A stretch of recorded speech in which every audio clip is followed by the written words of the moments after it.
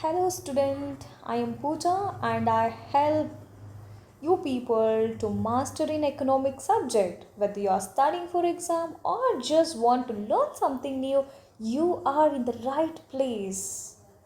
So yes students, I'm going to explain you the line by line, the CBSE concept.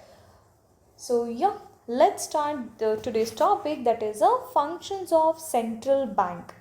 Okay, that is the topic name is the functions of central bank. So if you see, there is a list here, the functions of the central bank. You can see the four list here. So basically the central bank is a apex body, that means it is the highest banking authority of a country, where it supervises and it gonna regulates the whole banking system. Okay, here the apex means it is like topmost or the highest. So in India, if you take, the central bank is the RBI, that is Reserve Bank of India. So all commercial banks that comes under the RBI itself, that comes under the RBI. So now RBI will start to make a rules here. Now these commercial banks, they will follow these rules. So therefore we call RBI as the highest authority. As the highest authority. Okay. Suppose let's say RBI increases the CRR, that is a cash reserve ratio. Then all the commercial banks, let's say if you take SBI, if you take HDFC, or if you take ICICI Bank or PNB Bank, all must follow these rules. So usually what happens, every country has one central bank to manage its banking system. How in India we have a RBI, right? How in India we have a RBI, like that in the USA there is a Federal Reserve System. There is a Federal Reserve System. Like that in the UK you have a Bank of England. So like that in Japan you have a Bank of Japan. Okay. So RBI is the India central bank. So then if you have any idea like what all the RBI manages, if you people know the answer, do write your answer in the comment section. So I'll also explain. See, the RBI, it gonna manages the currency. RBI manages the currency. RBI manages the banking system, and RBI manages the credit as well as the monetary policy. So then when did this RBI started functioning? The RBI actually started functioning on the 1st April 1935 under RBI Act of 1934. Okay, under RBI Act of 1934. So yes, now we will have a look of the functions of the central bank in detail. So the first function is, it's a currency authority.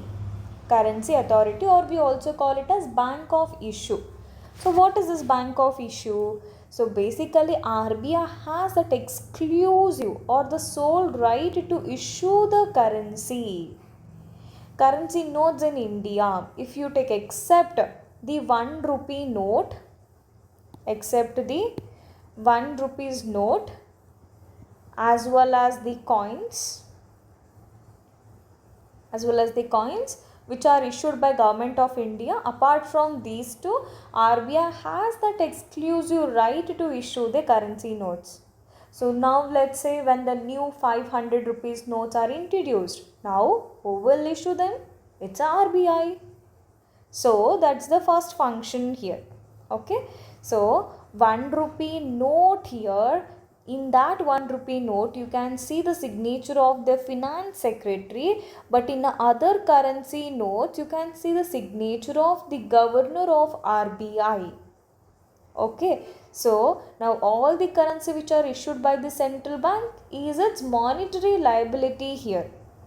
So that is, the central bank is obliged to back the currency with the assets. Okay, then what does it mean?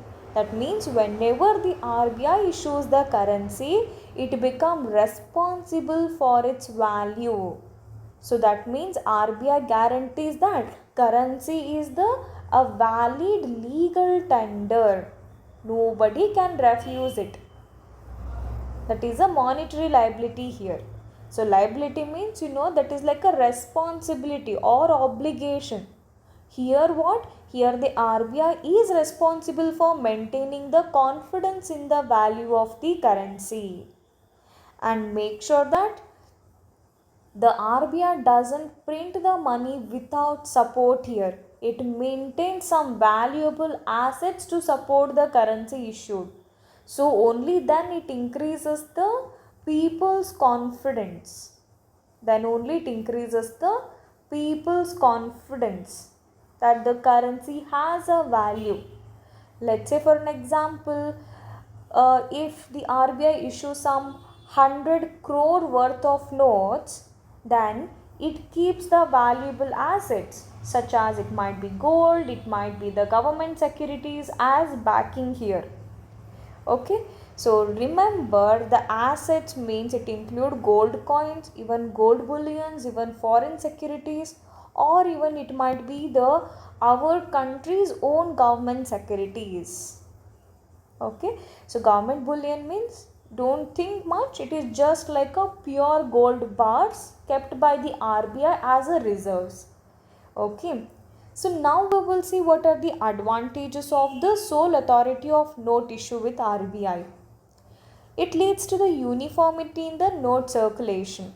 That means since only one institution issue the notes here, all the currency notes are uniform across India. That means if you take like 100 rupee note, okay, it has the same value even in Delhi, even in Bangalore, even in Mumbai, even in Kolkata, like that.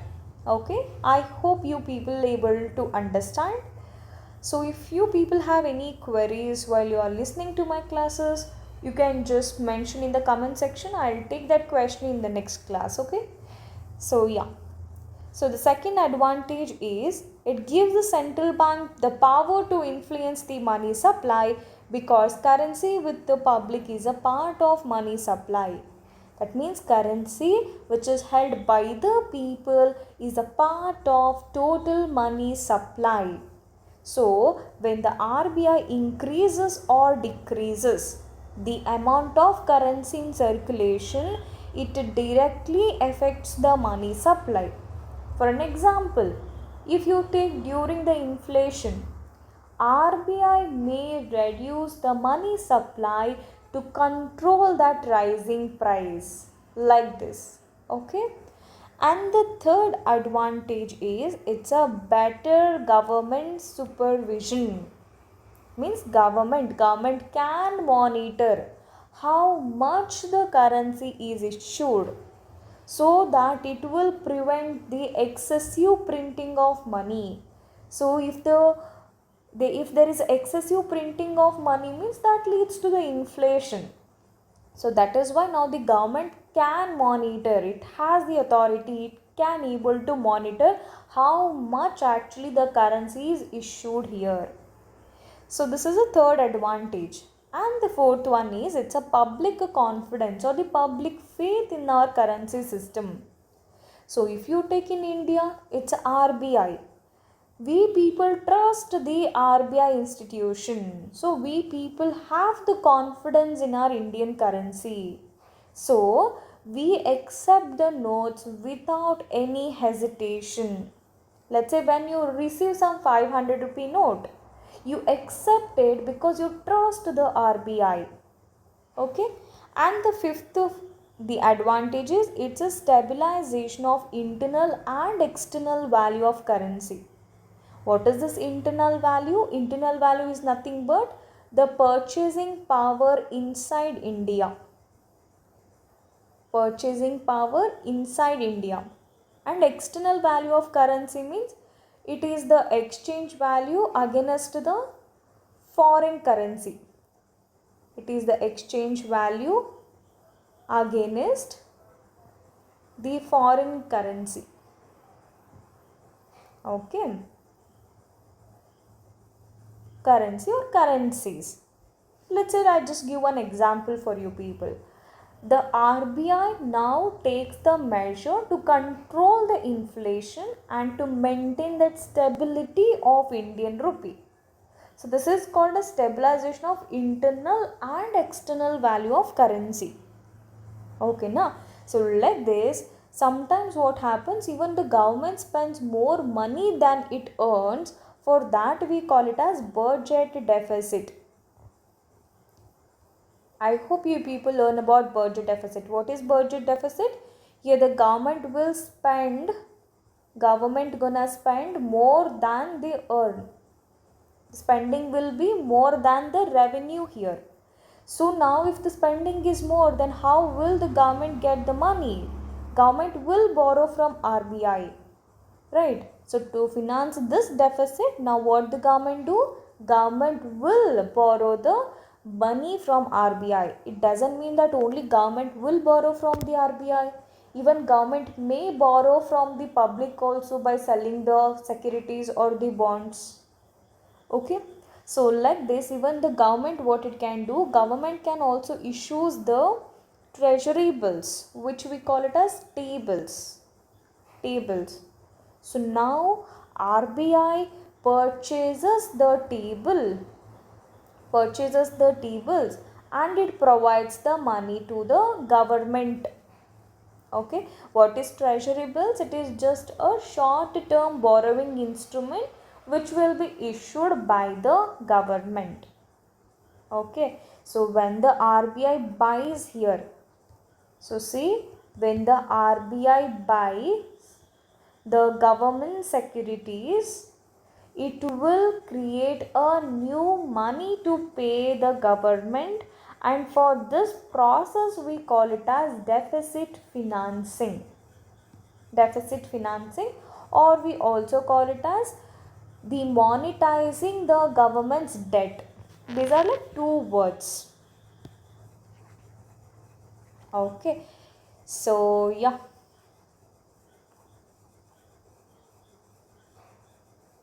Now we'll learn about the digital rupee here. So if you take like digital rupee, the digital rupee is a central bank's digital currency. We call it as CBDC, which is issued by whom? It is issued by the RBI. So unlike how you have a UPI which transfer money between the bank accounts, like that this digital rupee itself is a form of money which is issued by the RBI.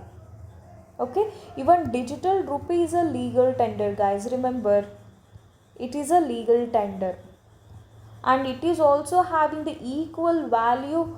How much the value it has for your physical currency, the same value the digital rupee also have, and you can also store it and you can also transfer it electronically.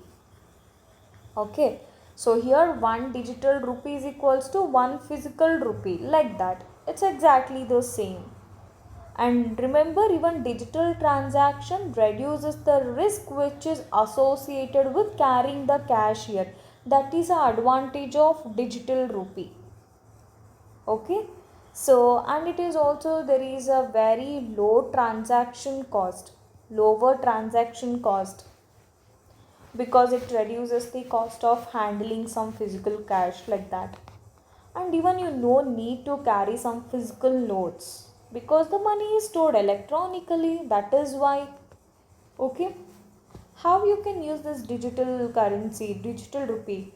Now let's imagine there is one boy called as the Rahul,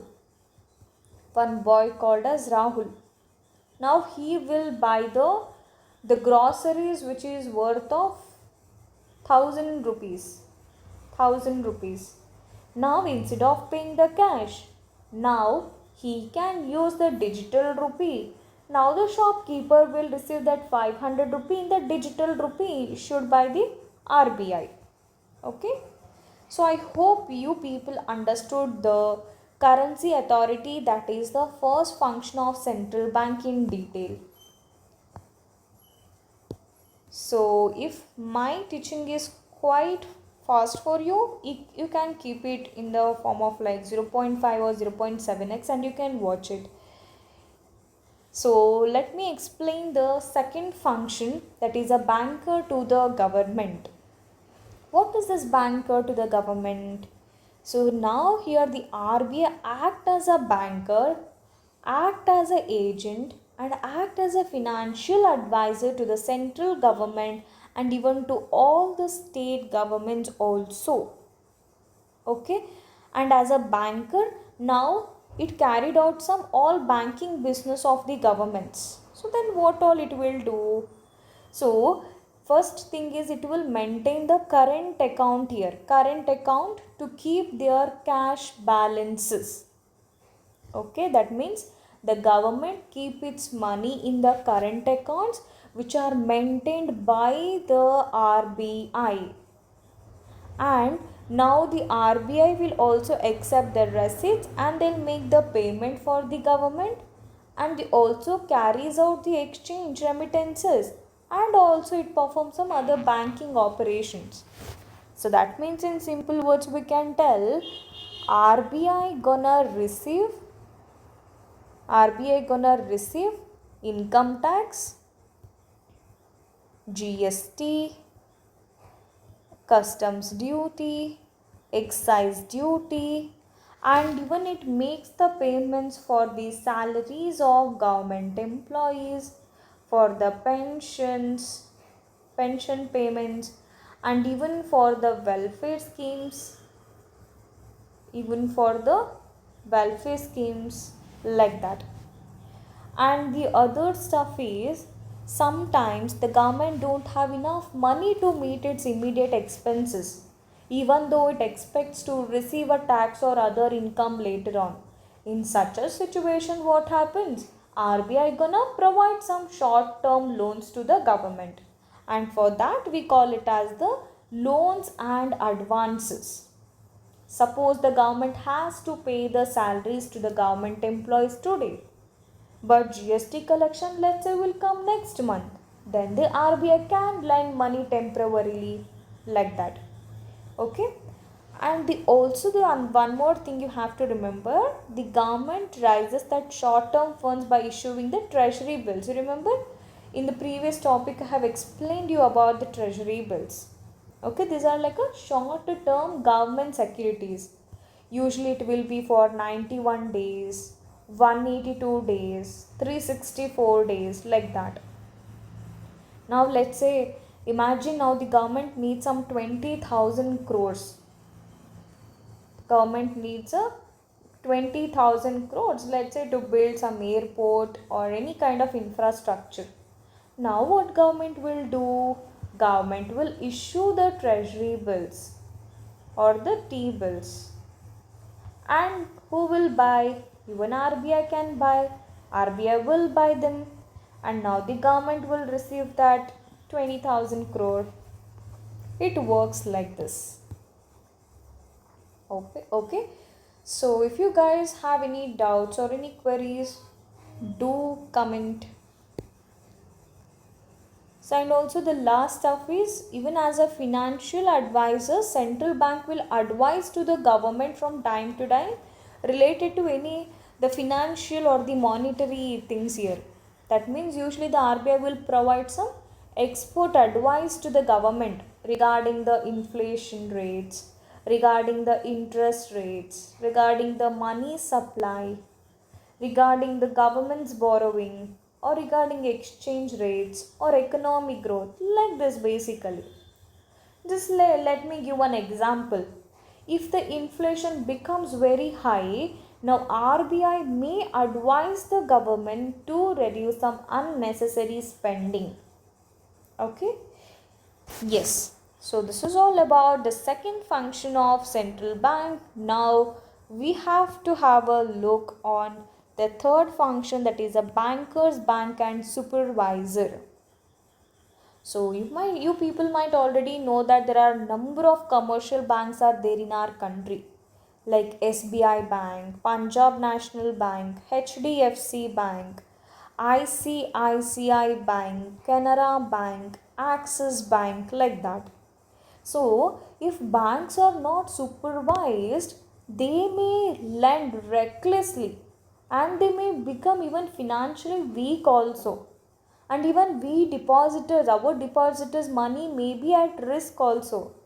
So now you need one authority who will regulate all these banks. So now that authority in India, it's a RBI. That's simple. Okay. So just as like how the people keep the money in commercial bank, even commercial bank will keep a part of their money with the RBI. So therefore RBI is called as the bankers bank. Okay, so that's why RBI called as the bankers bank. So this it basically the relationship is quite similar here, like how the people keep deposits in SBI, like that SBI keeps reserves with the RBI, like that. So just like how SBI helps the customer, like that RBI helps the commercial banks. Okay. Now we will see what are the central banks as a banker to the banks. Now these central bank function have a three capacities. One is as a custodian of the cash reserve. What is this custodian of cash reserve? That means every commercial bank must keep a fixed percentage of deposits with the RBI, and that percentage we call it as a cash reserve ratio or the CRR. Then who will decide this CRR? It's a RBI who gonna decides the CRR. There is one formula also, that is CRR is equals to the cash reserve with the RBI divided by total deposits into 100. Okay, but why CRR is super important is, if you people know the answer, do share your answer in the comment section. Okay, let me know, let me check. So why is the CRR important means, it gonna protect the depositors money and it controls the money supply, and it will ensure that banks have the liquidity, and it will help the RBI to implement the monetary policy. Okay, so that's why CRR is like super important. That's why central bank act as a custodian of this cash reserve of the commercial banks. And the second capacity is it's a lender of last resort. That means sometimes even commercial bank urgently needs money. So if it can't borrow from other banks or from public or from any financial institution, now commercial bank can borrow from the RBI. That's why in simple we call it the RBI as a lender of last resort. Okay, let me give one example. It's like a last resort means it's like a final option. When no other lender is available, this is like final option. Now commercial bank can ask the money with the RBI. Let me give a very simple example. Suppose the SBI bank faces a sudden shortage of the cash, because let me take that, like many customers are coming to withdraw their deposits. Then if the SBI can't obtain the funds elsewhere, now it's that simple, it can borrow from the RBI. Okay, so now this commercial bank will submit the approved securities like government securities to the RBI. RBI will provide loans against this security. Okay, so now this is how the RBI supports the commercial bank during emergencies. So you can ask me like, why RBI have to do this? Because RBI will try to prevent any bank failures, and even RBI wanted to protect the depositors, And even RBI wanted to build the confidence among people in the banking system. So that's why, to maintain that financial stability, RBI will issue the money as a last resort to the commercial banks. Okay, and the next one is, it's a clearing house. What is clearing house? Clearing house means the banks here continuously they'll make the payment to each other instead of transferring cash every time physically. Now the RBI itself will adjust their accounts. That is called as clearing house. Let me give one very good example. Now there is a customer. Now there is a customer of SBI transfers 20,000 to HDFC customer. Okay, instead of moving the cash physically, now RBI debits the SBI's account. Okay, now RBI will credits to the HDFC account. Payment is settled instantly here. That is a clearing house. That means simply RBI will update the accounts of the banks. No physical cash is required here. So this gonna will save you the time. It's gonna save the time. It will save your cost. It will save your efforts. Like that. Okay. So yes, I hope you people understood these three functions in a clear manner. Okay. So the last one is, it's a controller of the money supply and the credit. Let me explain you in a very simple words. Okay. So basically RBI, it will regulate the money supply through the monetary policy. Okay. Through what? Through the monetary policy. Now we will see RBI will make use of these instruments of monetary policy to control the money supply and credit. In that, the first instrument is, it's a repo rate, or else we also call it as repurchase rate. That means when a commercial bank need funds for a short period, they borrow from RBI and the interest will be charged by the RBI on these loans. That is called as repo rate. So remember, that is for only for short term needs. Let's say now SBI, it needs 1000 crore for a few days. So RBI will borrow. It will borrow from RBI. Okay. Now RBI will charge, let me say the repo rate is 6%, like that. It will charge a 6% to the SBI. Now SBI will pay like 6% interest on that borrowing. That's simple. So basically, and one more thing, remember, the RBI doesn't lend without any securities.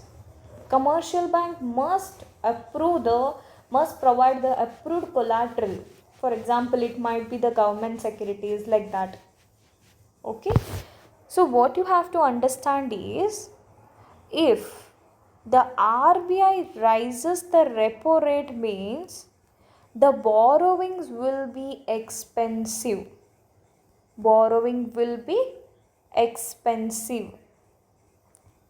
If the borrowing expensive for commercial bank, means even banks will increase the interest rates for the customers. Even for the customers, the loans will be super expensive. Okay. So in that way, you have to interconnect and read. So I just tell the effect of higher repo rate. If the repo rate increased, bank borrow less from RBI, then loan become expensive, people borrow less, money supply decreases and inflation falls. I can also write for you people. See, if the repo rate increases, this is how you can understand the economics in the form of chain reaction. So you people will never forget it, the concepts.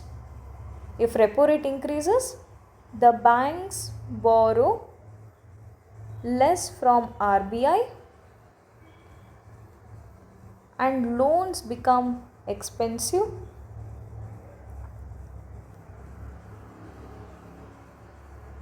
If loans become expensive, people borrow less. People borrow less, and this is how money supply decreases.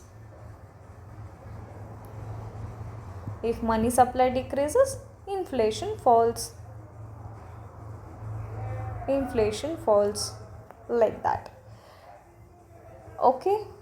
So if you people have any doubts regarding repo rate, do let me know. Okay.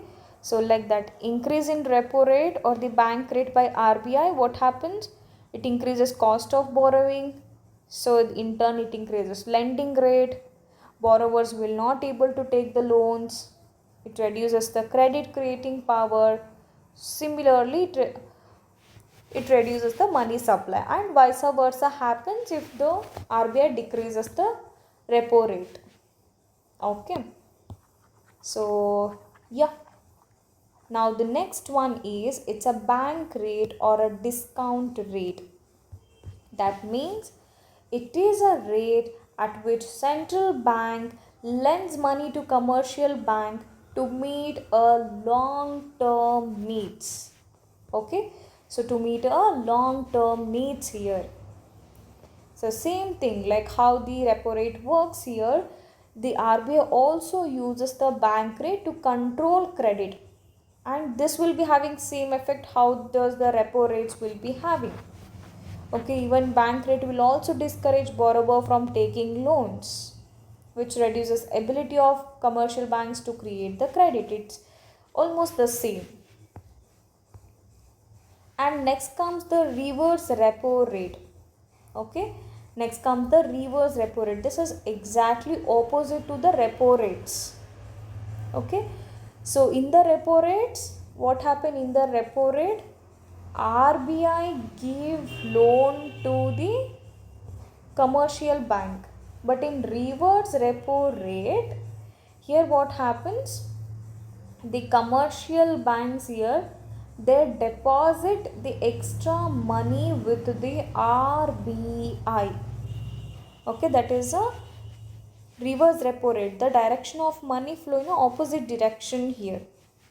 Sometimes what happen, bank will be also having some extra money, but they don't find enough borrowers. So instead of keeping that money idle, now they gonna deposit with RBI. Now RBI will pay the interest on this deposit, which is called as reverse repo rate. Okay. So imagine if the RBI offers a very high interest rate on deposit, means now the banks will prefer keeping money with the RBI because they are earning some money. Okay, they are earning some interest out of it. Instead of giving some risky loans, if the RBI offers the highest repo rates, not repo rates, highest reverse repo rates, banks are like super happy to keep the money with the RBI. Okay, more money goes to RBI. If more money goes to RBI, less money remains for the loans. And this is how the credit creation decreases and money supply falls. Okay. So remember, when the reverse repo rate increase, it encourages commercial bank to deposit their funds with central bank, and this will be having negative effect on lending capacity. So yeah. Similarly, the fourth one is, it's a OMO, that is a open market operations, which we will discuss in the next class. Thank you for watching.